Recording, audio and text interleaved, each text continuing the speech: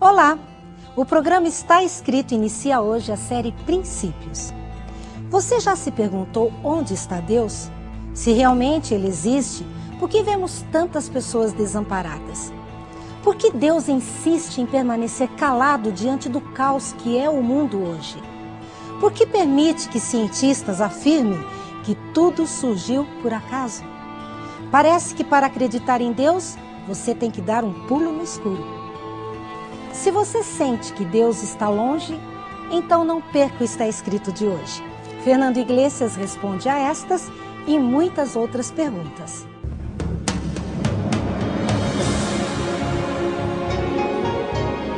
Ele permaneceu através dos tempos. O livro de Deus, a Bíblia. Indispensável em nosso mundo complexo. Está Escrito, transmitindo esperança ao redor do mundo. Apresentado por Fernando Iglesias. Ivan havia sonhado muito tempo com poder estudar em Moscou, e o sonho se realizou.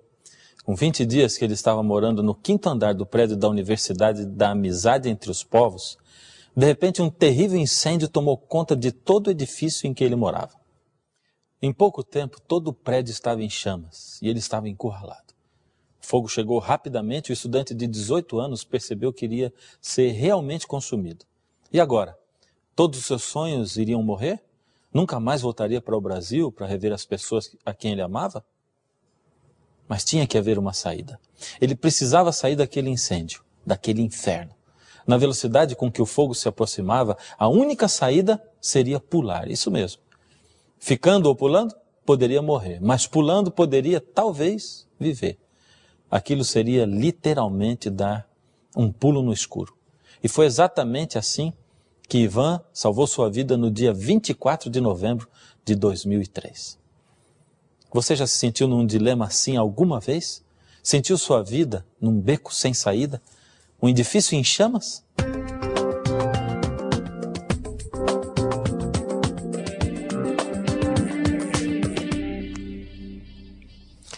Outro dia um amigo me mostrou esse artigo do jornal Estado de São Paulo.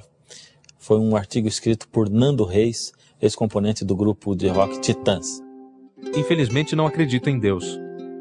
Digo infelizmente, pois essa impossibilidade muitas vezes faz da minha vida um trajeto silencioso e solitário. Gostaria de dividir com alguém as penúrias e as agruras dessa vida tão complicada. Quantas vezes não quis eu olhar para o alto e me sentir amparado pela mão do Senhor, quando me vi impotente diante de tantos perigos. Quanto temi pela vida de meus filhos, vindos e criados para desfrutarem a graça deste mundo, mas que, como todos nós, são vulneráveis à violência que nos acua e nos ameaça. Me sinto só, sem poder pedir proteção para os meus entes amados. Esse artigo me impressionou demais. Será que Nando Reis é o único a sentir isso? Será que ele é o único ser humano na face da terra que se sente desamparado por um Deus em quem ele nem mesmo consegue acreditar? Ou será que Nando Reis é apenas um representante de uma multidão de gente que olha para a vida e não consegue encontrar Deus? Onde está Deus? Alguém precisa dele? Afinal, será que ele existe mesmo? E se existe, por que deixa com que tantas pessoas se sintam assim desamparadas e outras nem acreditem na sua existência? Por que deixa com que cientistas afirmem que tudo surgiu por acaso? E por que insiste em permanecer calado diante do caos que o mundo é hoje? Houve uma época na história do mundo em que Deus não era questionado. E por mais contraditório que pareça, aquela não foi uma época melhor para se viver. É que era proibido questionar a existência de Deus. Isso porque os poderosos manipulavam a fé dos mais simples. E tudo em nome de Deus. Aliás, em nome de Jesus se fazia coisas que, se o próprio Jesus visse, ia ficar corado de vergonha. Mas de repente alguém resolveu falar contra Deus, desafiar a autoridade existente. E fez isso em nome da ciência. Charles Darwin foi o homem que decidiu fazer guerra contra Deus. E o mais incrível é que a impressão que a gente tem é de que ele venceu.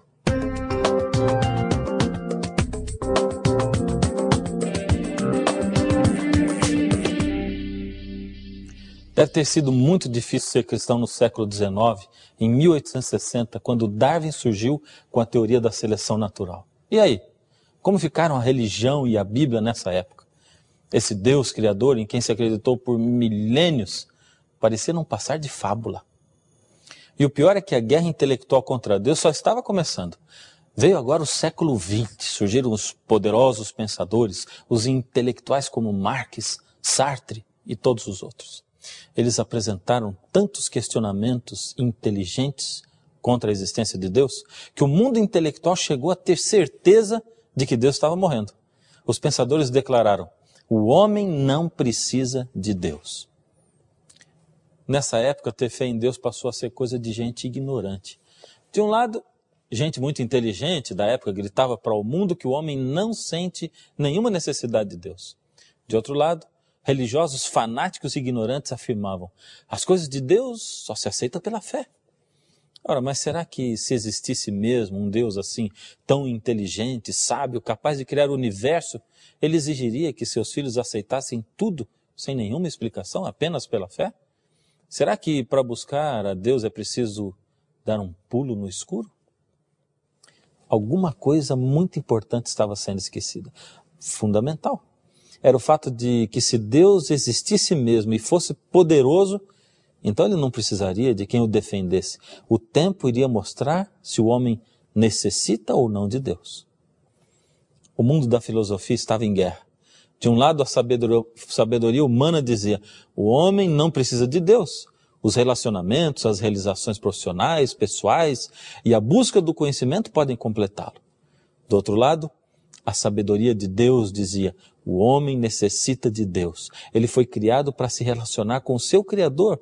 E se estiver separado dele, terá sempre um vazio interior, uma busca interminável de Deus. Do século XX, chegamos hoje ao XXI. E que verdade terá o tempo descoberto hoje? Eu estava lendo um artigo numa dessas revistas científicas, essas cujos redatores não creem em Deus e desafiam a Bíblia. E sabe o que ela dizia? No século XX, Nietzsche, Marx, Freud, Sartre e outros chegaram a apostar na morte de Deus e no início de uma era da razão. Não é preciso ser um especialista para saber que esse triunfo não se concretizou. Ao contrário, o que se observa até hoje é uma valorização da fé, inclusive entre os cientistas como Simon Morris. Ao longo da história, a relação do homem com o sagrado tem se mostrado um traço extremamente persistente, diz Oswaldo de Acóia Júnior, professor de História da Filosofia Moderna e Contemporânea da Universidade Estadual de Campinas, a Unicamp. Nos regimes socialistas em que a religião era proibida, as pessoas substituíam a fé por uma ideologia. Um século se passou, a ciência cresceu, o conhecimento se multiplicou e o homem continua sentindo necessidade de Deus. Aliás, você se lembra do artigo de Nando Reis, aquele que eu citei no início do programa? Você sabe qual era o título do artigo? Porém, sinto a sua falta. Não dá para negar que cada um de nós vive esse sentimento assim tão contraditório que o Nando Reis vive. Por um lado, é tão difícil a gente acreditar em Deus e por outro, sentimos tanta falta dele como do alimento. E vamos vivendo a vida com um sentimento de vazio interminável dentro da nossa alma. Por que esse vazio está ali?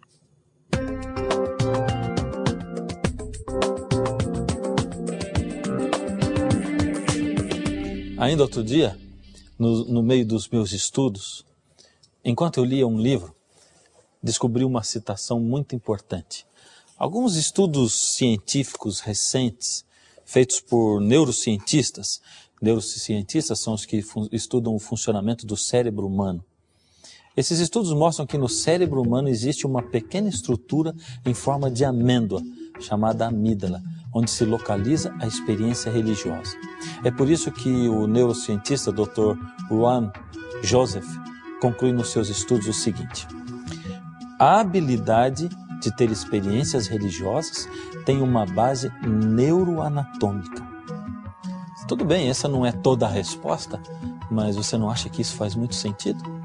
Isso até ajuda a gente a entender como pessoas que não acreditam em Deus sentem a falta dele e às vezes brigam